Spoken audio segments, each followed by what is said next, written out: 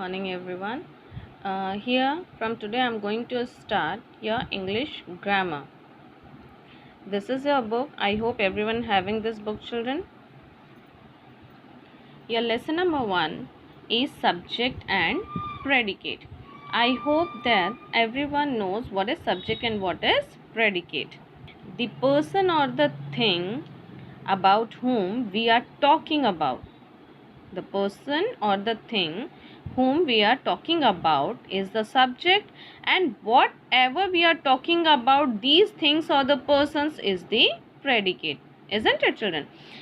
जिस भी चीज़, सामान या पर्सन के बारे में, जिस पर्सन के बारे में हम लोग बात करते हैं या जिस चीज़ के बारे में बात करते हैं वो हमारा सब्जेक्ट होता है, और उसके बारे में हम क्या बात कर रहे हैं वो हमारा प्रेडिकेट होता है. For example see here, the man we are talking about the man. इस आदमी के बारे में बात कर रहे हैं. and what we are talking about, that the man blew down from the icy peaks. वो ऊपर से आइसी पीक से गिर गया, नीचे आ गया. ठीक है, सो इसने क्या काम किया या इसके साथ क्या हुआ, that will be the predicate, and about whom we are talking is the subject. This you know from the very lower classes, isn't it? But now some of the things are there that you have to go through in this class is, now see the sentence. What is a sentence, children? Everyone knows what is a sentence. The sentence is the most important grouping of words because it expresses a complete thought. कोई sentence को पढ़ने के बाद अपन को क्या पता चलता है कि वो क्या बता रहा है, क्या समझा रहा है हमको, है ना. Every sentence has a subject and predicate, and whatever sentence we are reading, we are writing, every sentence has a subject and a predicate. Now the next we will go through basic structure of a sentence, कि sentence बनता कैसे, उसमें क्या क्या चीज़ें included होती है. Every sentence has a subject which is the person or thing that the sentence is about, and a predicate which is what the sentence says about the subject, जो कि मैंने अभी आपको ऊपर बताया है. ठीक है, कि जिसके बारे में बात करें वो subject, और उसके बारे में अपन क्या बात कर रहे हैं वो predicate. The predicate always has a finite verb in it. The finite verb is the most important word in the sentence. Now let's see what is this. The most important word of the subject is called head word of the subject, which is always a noun. Subject का सबसे important word जो होता है, जिसके बारे में particular, जिसके बारे में अपन बात कर रहे हैं, उसको बोलते हैं हेड वर्ड. और अक्सर करके जो हेड वर्ड है हमेशा ये नाउन ही होता है. See the examples, children. A dirty dish lay on the floor. So can you tell me about what we are talking here. किसके बारे में अपन बात कर रहे हैं? We are talking about the dirty dish. हम लोग यहाँ पे किसके बारे में बात कर रहे हैं? हम लोग यहाँ पे एक डर्टी डिश के बारे में बात कर रहे हैं. लेकिन अगर मैं जनरल वे में देखूँ तो वैसे तो मैं एक डिश के बारे में बात कर रही हूँ, है ना. What is dish? बर्तन. ठीक है, सो मैं यहाँ पे किसके बारे में बात कर रही हूँ? बर्तन के बारे में. अब वो साफ है, गंदा है, अच्छा है, खराब है, that is a different matter. But overall what we are talking about, we are talking about a dish. That is called the head word. Got it?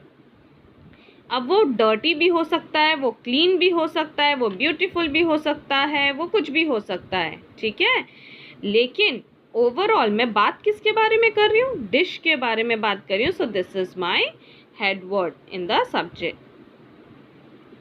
Now see here, the brakes of the car were not working well even after the servicing. So here the brakes of the car, तो ये तो मेरा पूरा subject हो गया. यहाँ से हमारा प्रेडिकेट हो गया, isn't it? Were not generally अपन कैसे आइडेंटिफाई करते हैं? जहाँ से भी आपका हेल्पिंग वर्ब या फिर मेन वर्ब स्टार्ट हो जाता है वो आपका पूरा प्रेडिकेट होता है. उसके पहले का पूरा पोर्शन जो होता है वो सब्जेक्ट होता है. सो यहाँ का पूरा पोर्शन क्या है? The brakes of the car, car के brakes. But other than that, हम लोग कार के ब्रेक के बारे में तो बात कर रहे हैं, लेकिन हम लोग बात किसके बारे में कर रहे हैं? We are talking about the brakes. We are talking about the brakes. अब वो कार का ब्रेक है, बाइक का ब्रेक है, that is a different matter.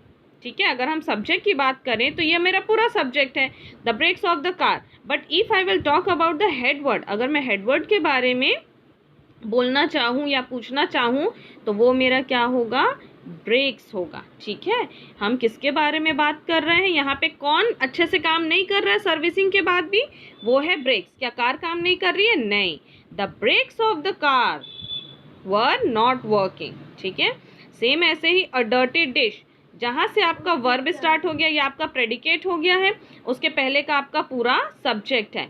लेकिन इस सब्जेक्ट में what is the head word, what is the main thing that we are talking about, that is dish, that is a dish। अब वो अच्छा है, खराब है, सुंदर है, बुरा है, that is a different matter, but head word is dish, the dish, but subject is a dirty dish। Got it children? Now here, come here, the dog barked, the dog barked, so barked is the verb here। So bark से आपका क्या start हो गया, predicate start हो गया। उसके पहले आपके पास किस चीज़ के बारे में अपन बात करें, we are talking about the dog. So dog is the head word, dog is the dog तो पूरा सब्जेक्ट है, but what is the head word, dog is the head word. I hope you are getting me children. Regarding any doubt please ask me, feel free to ask me anything. Now see the next example, something was worrying them yesterday। was worrying them yesterday is the predicate, and here we are talking about what, we are talking about something। ठीक है, now next we will see the parts of the predicate। here we will see the parts of the predicate। अब predicate में भी बहुत सारे parts होते हैं, उसको अपन देखते हैं। predicate में generally अभी जो अपन पढ़ेंगे वो आपका होगा एक direct object and the second will be a indirect object। now what is direct object and indirect object children? अगर सेंटेंस में आपको कोई सेंटेंस लिखा हुआ है और उसमें आपको आंसर मिल रहा है, क्या क्या का आंसर, जैसे मैंने आपसे पूछा, आपने suppose you are saying that I ate a mango, I ate a mango, तो आपने क्या खाया, what is the answer, mango. What is the answer, mango. आपने क्या खाया, तो इस सेंटेंस में आपको आंसर किसका आंसर मिल रहा है, क्या क्वेश्चन का, व्हाट का आंसर मिल रहा है। तो जहां भी आपको व्हाट का आंसर मिलेगा, ठीक है, that will be a direct object. And what is the indirect object, by whom। ठीक है, सो बाय whom। अब ये जो आपको सामान मिला है, आई एट अ मैंगो, लेकिन किसने दिया, ठीक है, whom मीन्स किसने। सो किसने का आंसर जब आपको मिलेगा, whom का आंसर मिलेगा, वो आपका इनडायरेक्ट ऑब्जेक्ट होगा। Getting me children, may be not clearly, let's see the example. Now see here, the boy showed the little girl an old photograph which he had found in his grey trunk. Now see, the boy showed, उसने show किया, क्या show किया, what this boy has shown, that will be a direct object. जो इस boy ने show किया है, क्या शो किया है, what is the answer, an old photograph. उसने क्या शो किया, an old photograph. So this will be a direct object, this will be a an old photograph. ठीक है, this will be a direct. उसने क्या show किया, तो क्या उसने लिटिल गर्ल को शो किया, नहीं, उसने एक फोटोग्राफ शो की। तो क्या का आंसर मिल रहा है हमको, व्हाट का आंसर मिल रहा है। So this will be a direct. By whom this old photograph has been shown, by this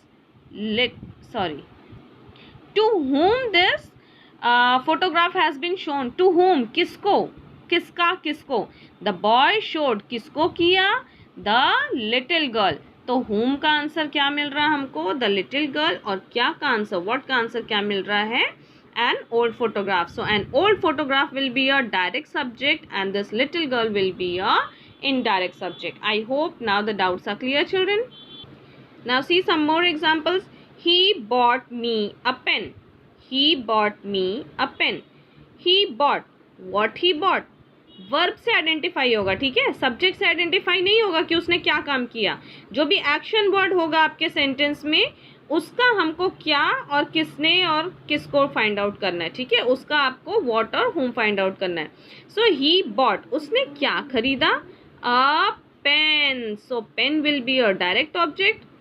किसको खरीद के दिया, मेरे को खरीद के दिया, तो ये मेरे को जो है, ये मी जो है, ये आपका इनडायरेक्ट ऑब्जेक्ट हो जाएगा, ठीक है.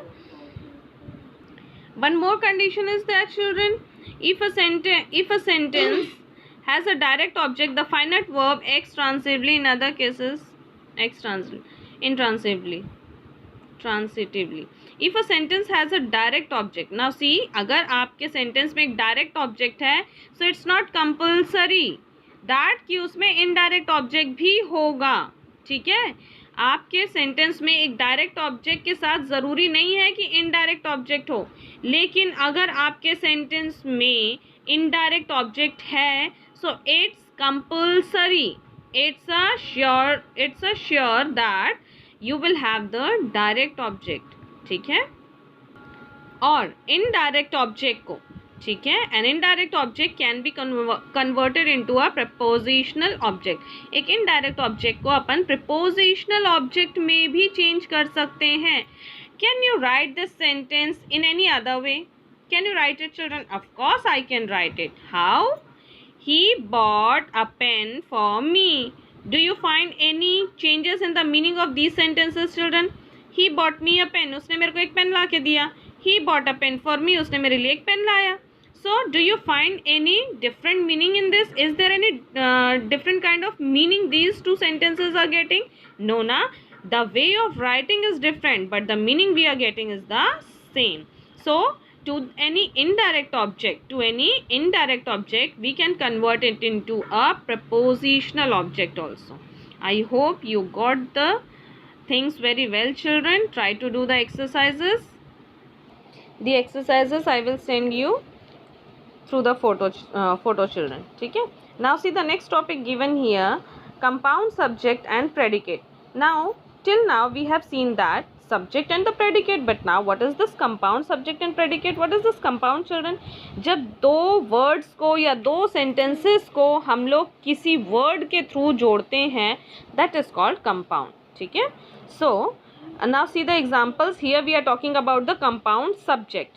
तो क्या हमारे पास सब्जेक्ट सिर्फ सिंगल नाम का होता है कि हम लोग सिर्फ राम के बारे में बात कर सकते हैं, या फिर हम लोग किसी एक ही चीज़ के बारे में बात कर सकते हैं, वही सब्जेक्ट होगा? नहीं, हमारा सब्जेक्ट एक से ज़्यादा भी हो सकता है. It can be one word, एक वो वन वर्ड भी हो, सिंगल वर्ड भी हो सकता है, उसमें टू वर्ड्स भी हो सकते हैं, या फिर फुल फ्रेज भी हो सकता है, ठीक है. सो see the examples given. Gaurav and Sabina go to the same school. What is the subject here? Can you identify the subject, children? Subject is both Gaurav and Sabina, and these two words are joined with the word and. These two words are joined with the word and. So this is the whole subject, isn't it, children?